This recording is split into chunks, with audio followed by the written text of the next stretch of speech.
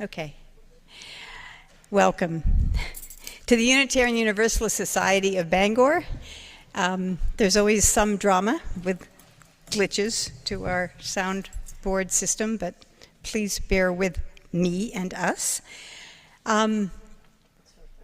It's December. It's December 1st. And it is the beginning of an awesome season, full of awe, full of magic, and my dear colleague and guest. What did you just do? Okay. Okay, we're back on. Is joining me this morning to do a really special service to look at our culture and the folk history of our culture. I'm going to turn this now over to Sue McKay because she's got a couple of community-based announcements to listen up to. Good morning, everybody. Good to see you. So, I've got 3 really cool things coming up. As you know, the second Sunday of each month is our food collection for the Ecumenical Food Cupboard. We now provide bags. So we have bags right down here. Grab a bag on your way out, put it near your door, and fill it during the week, and then bring it in next week, and Suzanne Kelly will make it magically go to people who are hungry. The next thing is that the wreath sale is next Saturday, or this coming Saturday, I should say. So if you have not yet reserved a wreath or several wreaths or swags, please see me following the service, and I am happy to take your order. They're going to go on sale to the general public at noon. So if you want to ensure you get one, either talk to me today or contact Wendy Erickson. That would be good too. You can reach her by email or leave a message on her phone. She couldn't be here today. The other thing is the basket auction is upcoming. Hold on a second, that's also on. The basket auction is December 14th, 7 p.m. on Zoom. For those of you who are not familiar with the basket auction, it is our second largest fundraiser. Baskets have been put together by individuals and by committees, and you can bid on them and they will be delivered to you, or you can pick them up at church the next Sunday. It's great fun. Please, even if you don't bid, you got to tune in. It's a hoot. You'll enjoy it. Thank you.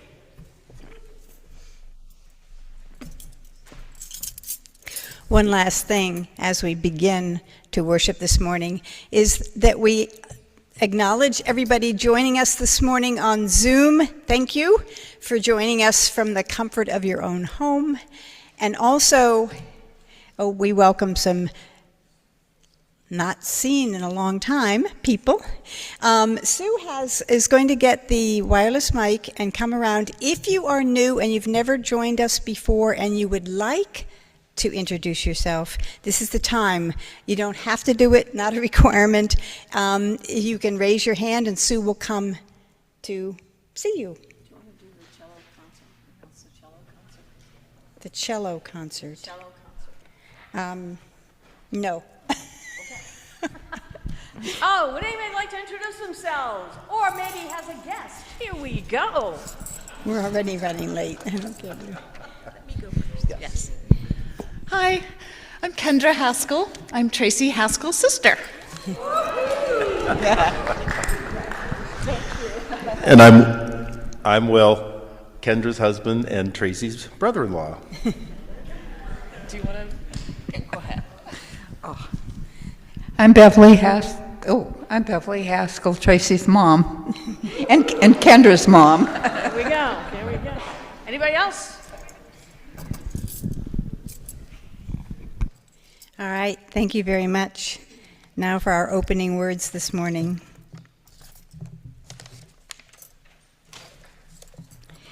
We have not forgotten. In nature, we seek you.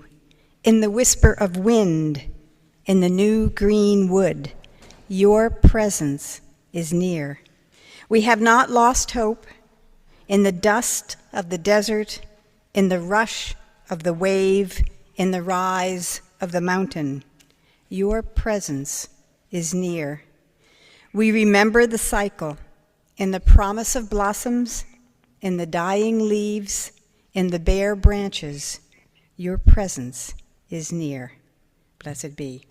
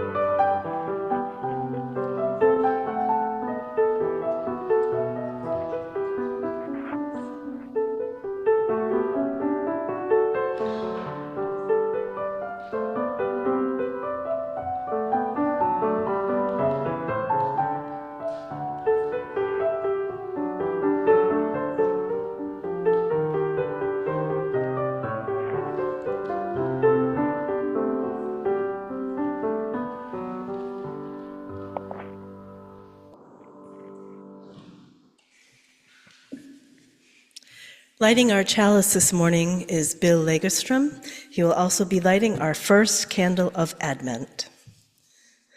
We light this chalice as a symbol of our community. Within this small flame dwells the light of the sun, the mysteries of the moon, the energies of the sea, the grounding of the earth, the wisdom of our ancestors, the love of friends and family, the spark of all life, and the divinity within us all.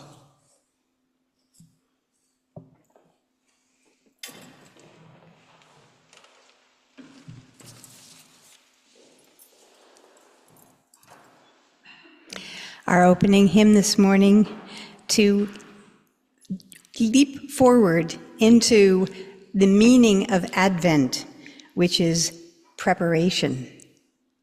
We'll sing number 235, Deck the Halls.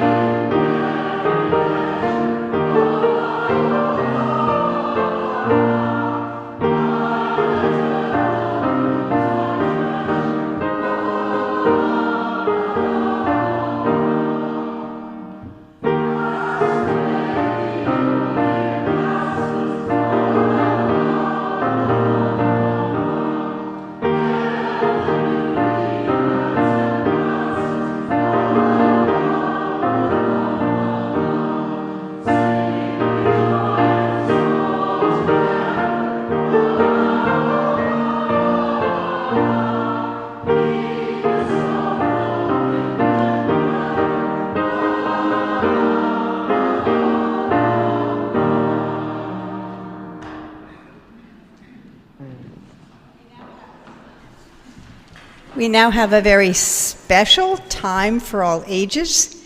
I see no young people at all. I am going to invite all those who would like to join us in the dance.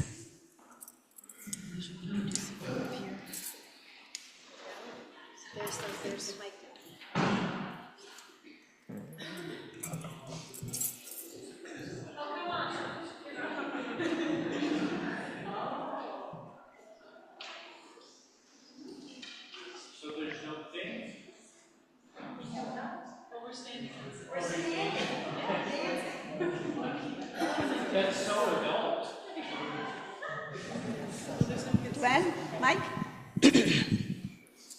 There. So we're first going to watch a clip that Phyllis found of Morris dancing. It's a traditional folklore dance based in England. First came about in the 15th century, and by the earliest 20th century had pretty much died out. Different parts of England have different dance steps, and it's been revived by a whole group of young people. So the traditional male grouping is gone, and you see all female dance groups, you see mixed groups, and all male groups. And so we're just going to watch this clip, and then I'm going to instruct you with our dance, and I've brought some props, and I think you're going to want to join us. Thanks, Glenn, if you want to show that. It's really fun.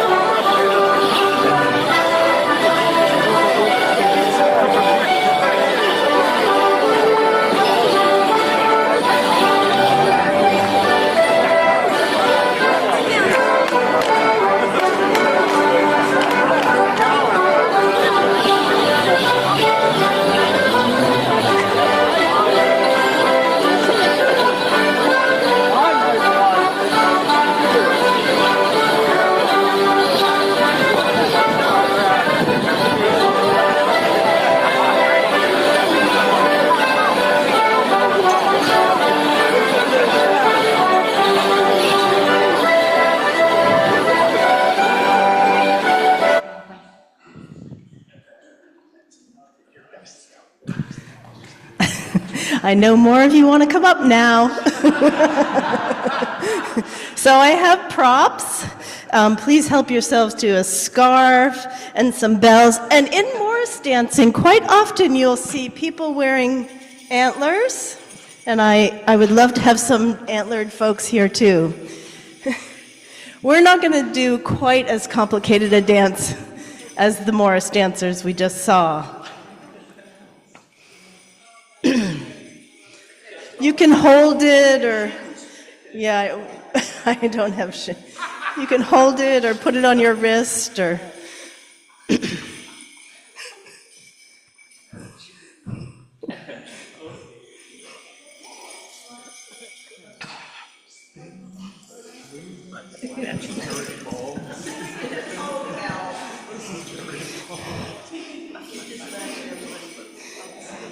We're going to do a very simple dance. We're going to take 3 steps in, and you can jump or you can lift your leg, but you ring and thrust your scarves into the air. 3 steps back, and we're going to repeat that 3 times, and then we're going to turn to the left 3 steps. You can do another hop and ringing and scarf waving, and we'll do the whole cycle 3 times. All right, is everybody ready? Are you going to dance with us? Of course. Okay, Glenn, we can start the video again.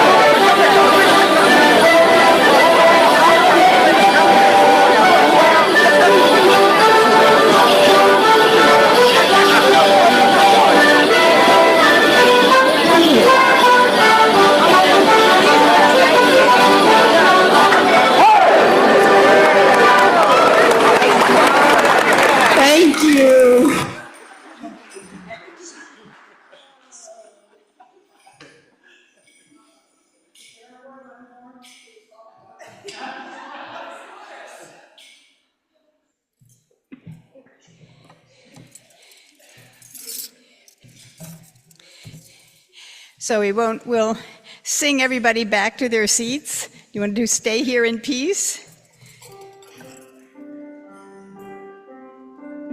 Stay here in peace.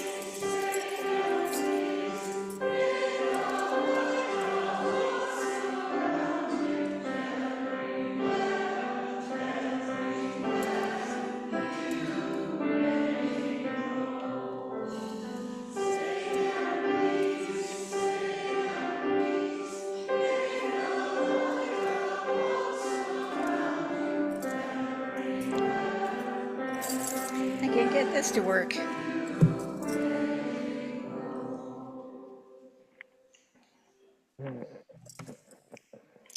Now is the time in our service when we switch gears a bit and think about our personal stories and how our hearts and spirits oftentimes carry joys and sorrows, love and concerns. So if you want to please come forward. For all those who do not have a community like ours to share, we hold all in compassion and care. Blessed be.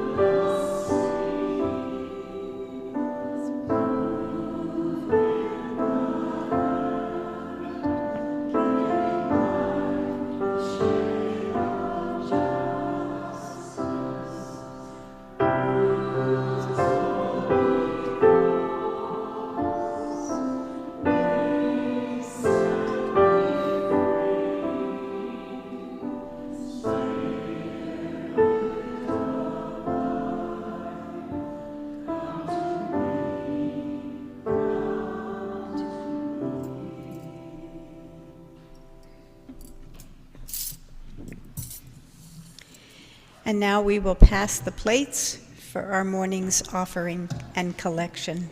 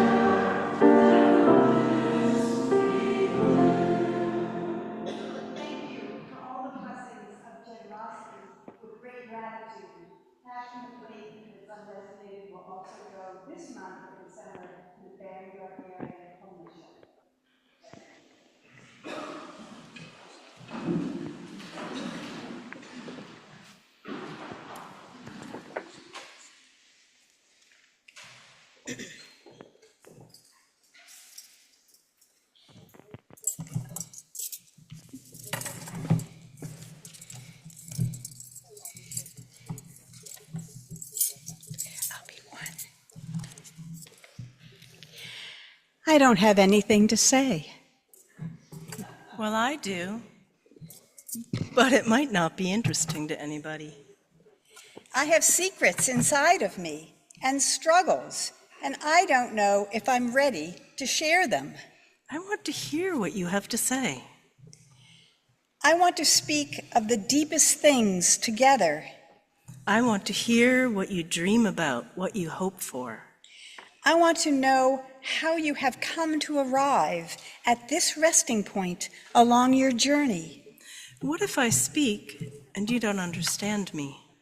I will listen and listen again until my hearing becomes understanding. And what if I can't find the words to share the world inside of me? I believe that wise words will emerge from you. How can I trust you to hold my life stories, you who I may not even know? By knowing that, as I receive part of your story, I will give you part of mine. How will this work? What will happen? What awaits us? We can find out anything by beginning. Let us begin to listen and trust and to know one another more deeply. Blessed be.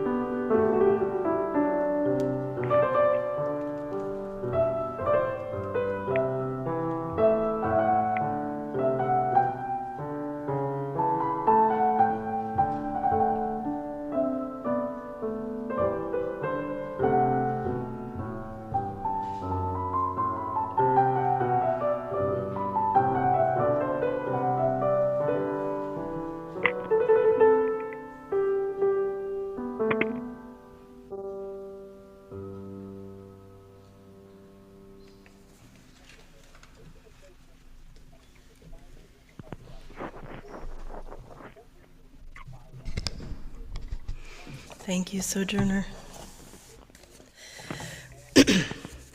Embodying your folklore, a practice of presence. When we speak of folklore, essentially a culture of the folk, of the people, there are as many thoughts about what folklore is as there are folk. So let's take a moment and find a common place to begin. British cultural geographer George Revel acknowledges that ideas about what folk culture is and what it can be have changed. Furthermore, as a living culture, it should change. He states that recent work recognizes the place of folk culture in the modern world as heterogeneous and an emergent practice. This is evident in a multiplicity of local cultural reworkings as individuals and social groups creatively make sense of the circumstances in which they live. If we accept this premise, then we can embrace Revel's summation that folk culture can be urban or rural. It can combine cultural elements from different places, from traditional and contemporary, and from past and present cultural practices. In short, folklore, or a folk culture, speaks to our connections. It invites open-mindedness, curiosity, and presence. Your folk culture can be rooted in the places you live now, to the traditions of the lands of your ancestors, and it can grow and transform over time. I do not think I am alone in having wondered about my folk culture. I am only the second generation to be born in the United States. My ancestors come from the lands of gods and goddesses, of the Fae, the Nisa, and the Selkie, of moors, highlands, lochs, and fjords, of ice and snow, of sea and wind. In my mythic imagination, the lands of my ancestors are enchanted. The folklore is rich and tied to the seasons and to all beings that inhabit the lands and the seas. For me, folklore is mythic, it is enchanting, it is a connecting energy, and it is spiritual. The lands, seas, and skies where I live now are similarly rich in folklore, often one that arises from my very own mythic imagination. Psychologist and mythologist Sharon Blackie opens her book, The Enchanted Life, Unlocking the Magic of Every Day, with a story of shifting perceptions and either an openness to myth and folklore or not. Here are abbreviated versions of her two scenarios. The first. Suddenly, a large black bird, is it a crow, you wonder, vaguely, maybe a raven, I don't know, flies across your path, right in front of your face. It settles on a low branch, looks you right in the eye, and squawks. I would say caws. For a fleeting moment, something in your head cracks open a fraction, and you glimpse it, a sense of wonder, a sense that the bird is in some way interacting with you. But then you shake your head and tell yourself not to be silly. It's just a bird, for heaven's sake. You're making things up. And all at once, the feeling is gone. The bird flies off. You hurry on along the path and leave the wood feeling vaguely dissatisfied, looking at your watch and your heart sinking as you realize how little of the weekend is left. And then it'll be Monday and you'll have to face the commuting crowds and 5 more days doing a job you hate before the weekend comes around again and you have a chance to relax. Take a nice walk in the woods. Or version 2. Suddenly, a crow flies across your path, right in front of your face. She settles on a low branch, looks you right in the eye, and squawks. You stop, look right back at the crow, and listen. Crow, you say, hello. And a whole other world opens up inside you, layering the richness of its symbols and images on top of the physical world around you. The Morrigan and all those powerful crow goddesses in the old myths, Crow represents hidden knowledge, messages from the other world. Often it's a trickster. Clever birds. Crows and humans have always lived together. Is it any surprise that there are so many stories about them? You don't know what the crow is saying to you, but you know she is saying something. You know that she is counting you in. You stand respectfully, drinking in the blue-black beauty of her glossy feathers until the crow flies away again, and then you walk on. And when you leave the wood to go home sometime later, you carry bluebell in your lungs and crow in your ears. So many of us walk through the woods just as the person did in the first version of this story, not being present or curious to all that surrounds us. We have become disenchanted with ourselves, with others, and with our environment, with our lives. Yet at the same time, a spark glows deep within us, and we are yearning for meaning, for connection, and I believe we yearn for the lore that could enchant our lives. If we open ourselves up to our folklore, it can enchant our lives, reflecting the richness held within them. Folk cultures the world over recognize that life is not always joyful and lovely, that life also includes unhappy and stormy times. The stories of our folklore reflect and bring sense and meaning to our lives. Folklore is a tradition that keeps us connected and prevents us from becoming disenchanted. In the northern lands of my ancestors and of many others of European descent, December is a time of preparation for the dark, colder winter months to come. We have completed the harvest and filled the larder. We have cut the wood and laid it close to our stoves. The folklore of this time reflects our preparations as well as the celebrations to come. December is also a time of spiritual and seasonal celebrations. It is no surprise that our folklore reflects these celebrations. The stories weave together our spiritual practices and beliefs with the natural cycles of the earth, for spirituality and folklore are intimately linked. The story of Beira, the queen of winter, and of Bride, Bride being the Scottish name for Bridget, who was later Christianized to become Saint Bridget, is a story essentially of renewal and rebirth. It reflects the wisening as winter approaches and the ripening of spring. It is the story of the struggle between spring and winter, between growth and decay, between light and darkness, between warmth and cold, and between young and old.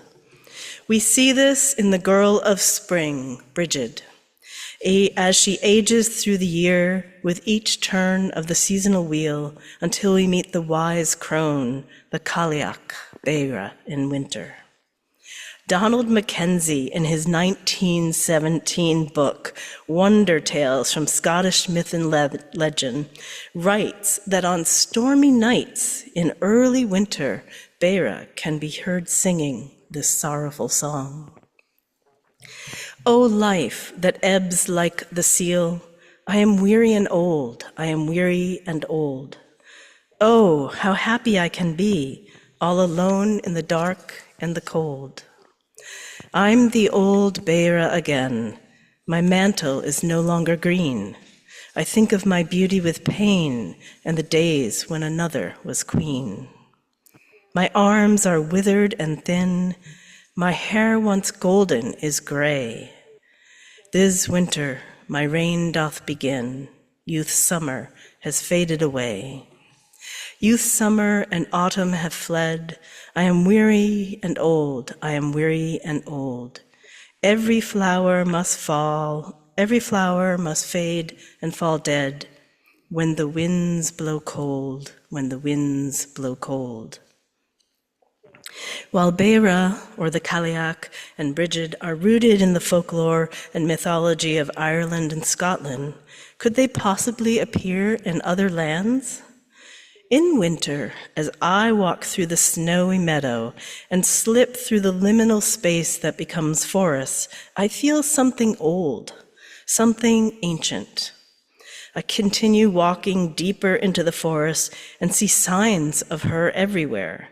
The frosted stumps of trees, the ice over the stream, the cache of acorns, even in the snow that captures the tracks of her animals.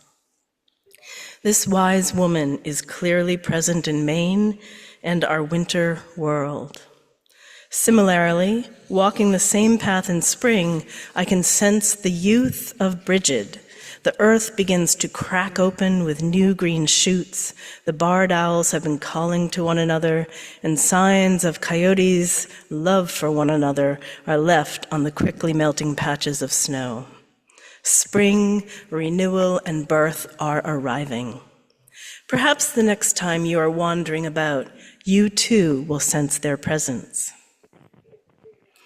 In December, we are following the path that shall lead us to the darkness of winter. Darkness, by its nature, can be an uncomfortable place, but Franciscan friar Father Richard Rohr invites us to welcome the holy darkness. Our faith, our spirituality, can teach us to enter these times willingly and trustingly. In the energy of the darkness, we not only rest in presence, we prepare for the return of the light. In the darkness, we seek out rituals and traditions, we connect with our folk culture. The holy darkness, also a time of marking transitions, of honoring our innate wisdom. We sing our joy and we anticipate, or not, the season of so many holidays. December is filled with a time of connecting to our grace and to our faith. For Christians, it is the sacred season of Advent and Christmas. For pagans, it is honoring the sacred time of the solstice. Daily experiences which connect us with our environment can bring profound wisdom. Christine Walters Painter, in her book A Midwinter God, writes, "Forests and oceans remind us of our smallness, the humbling indifference of crashing waves or howling wind to our struggles can be a strange kind of solace. To be reminded that there are much bigger energies at work in the world. Spending time, even with indoor plants or companion animals, can connect us with the grounding energy of the earth that helps us to root and live in life-giving ways. Just as Bridget lets go and Beira rises, we too have a choice of letting go. The long light days end and the colder, darker days begin. These transitions, sacred time. We can allow ourselves time to rest and renew.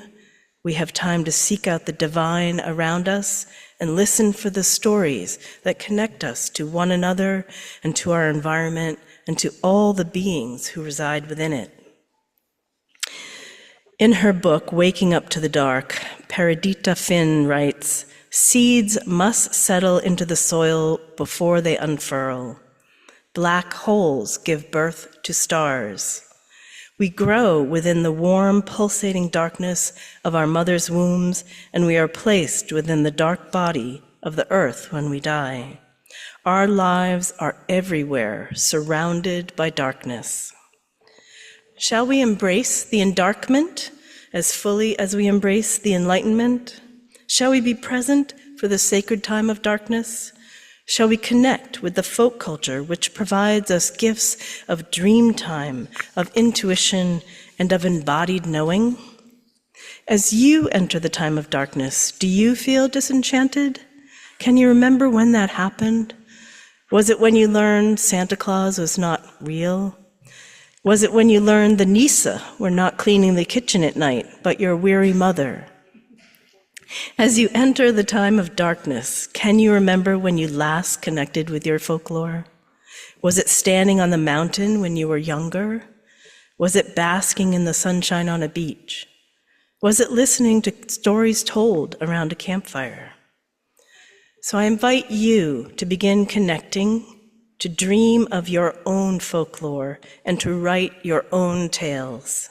Tales that connect you with the wind, and the sun, and the moon, the trees, the rocks, the waters. Tales that connect you with the young and the elders. Tales that explain the holy and shine light on your own divinity. Come now and embody your folklore.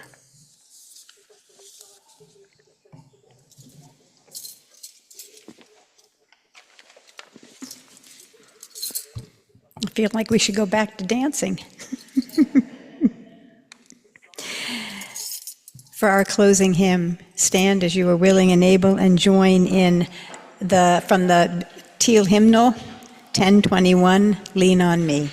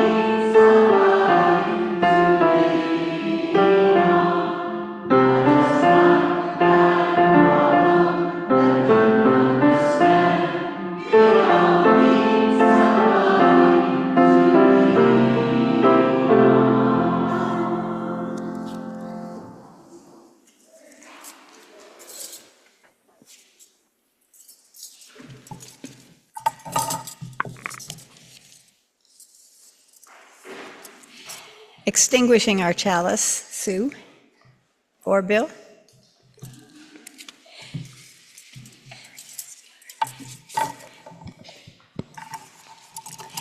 As we weather winds of change, may we have wisdom to cherish moments of stillness. As we recollect times of challenge and of pain, may we remember also the graceful blessings of our lives. As we look forward to futures unknown, may we have the boldness to trust that there is unimagined good yet to come. May we go forward in purposeful rhythm, that we may give voice to the melody of our imaginations, the music of our souls, and all the possibilities of a just world, as we might together create it. Go in peace.